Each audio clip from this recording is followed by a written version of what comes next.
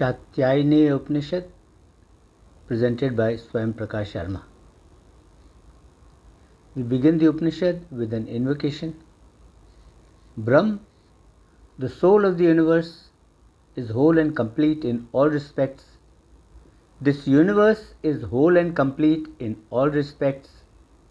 This whole and complete universe has emerged from that whole and complete Brahm. And even though this whole and complete universe has emerged from that Brahm is not affected in any way. It is not diminished in any way and remains as before, whole and complete in all respects. Om Shanti, Shanti, Shanti, Om. The Shatyayaniya Upanishad is a Sanyasa Upanishad that belongs to the Shukla Yajura Veda. The Upanishad positions Vishnu as Brahm and the realization of Vishnu as the realization of Brahm, and hence liberation. The Upanishad focuses on sannyas or renunciation as the path to achieve liberation. In the Muktika list of 108 Upanishads to be studied for salvation, this Upanishad figures at serial number 99 in that list. Source material for this Upanishad has been taken from the English translation of the Upanishad by Professor A Ramanathan as published by the Theosophical Publishing House, Chennai.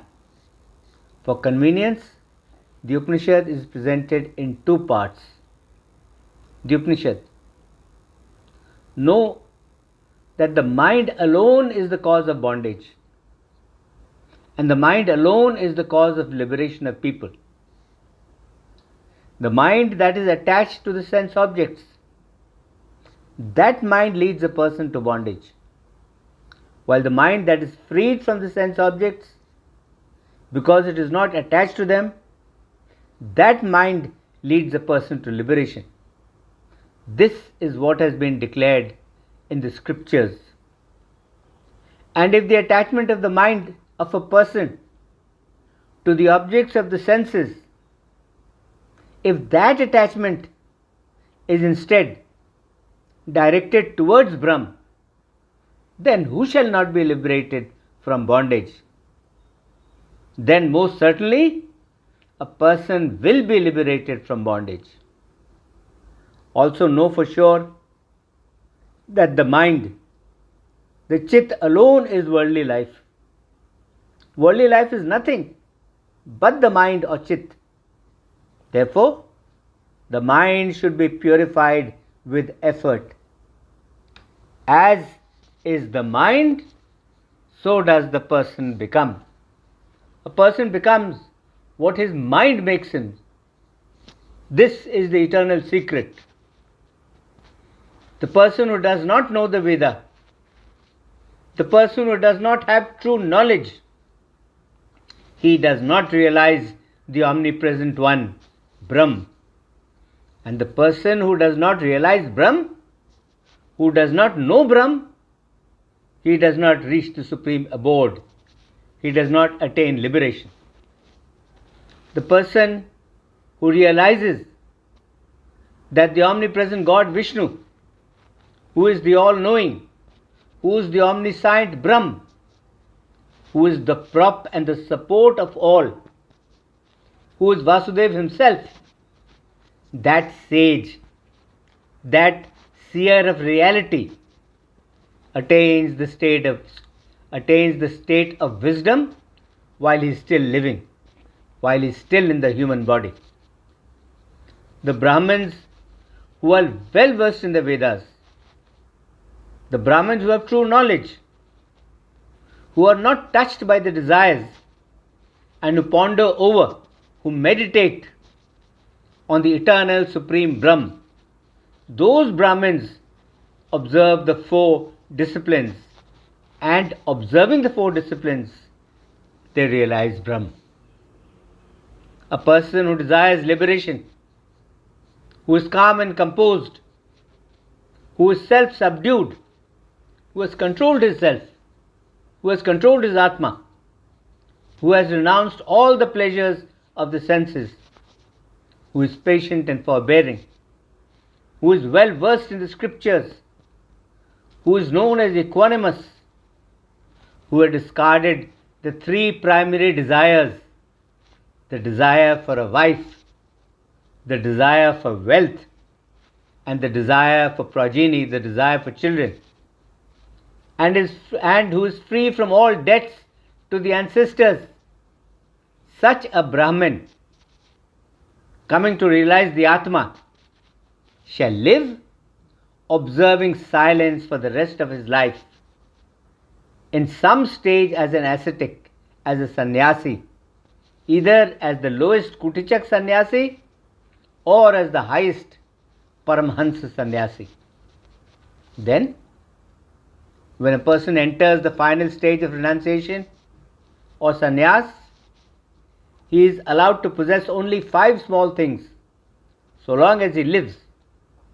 And the 5 small things that he is allowed to possess are a 3-fold staff of bamboo, the sacred thread, the yagopavit, a garment consisting of a loincloth, a sling for carrying, and a ring of grass. These 5 physical things are the possessions that the Kutichak sannyasi, the lowest level of sannyasi, is allowed to have. All the other sannyasis are allowed only 5 internal possessions, which are A, U, M, Bindu, and Nad, the 5 constituents of Om.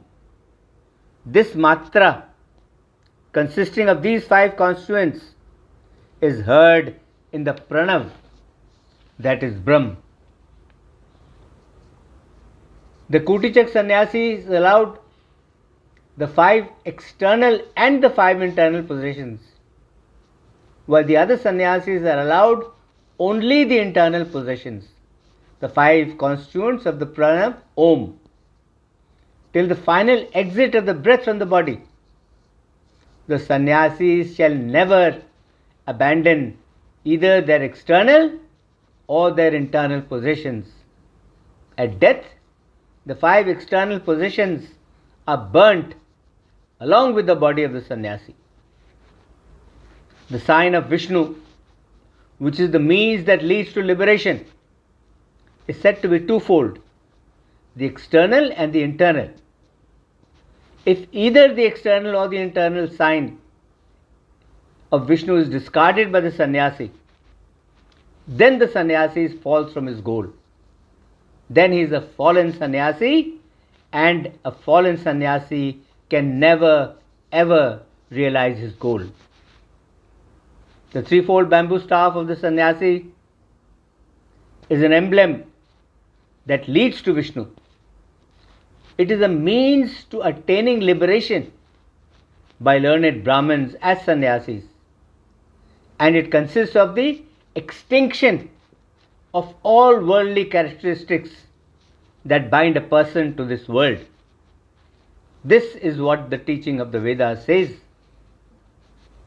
It must be understood, O Brahman, that there are 4 kinds of ascetics or sannyasis: the Kutichak, the Bahudak, the Hans, and the Paramhans.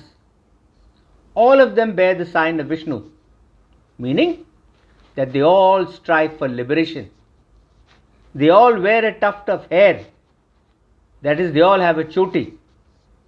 They all wear the sacred thread, the yagopavit. They all are of pure minds. They all consider their own self, their own Atma, as Brahm. They all are intent on the worship of God in the form of pure consciousness. They all regularly say their prayers. They all practice the principal and secondary disciplines, those of Yam and Niyam of Yoga.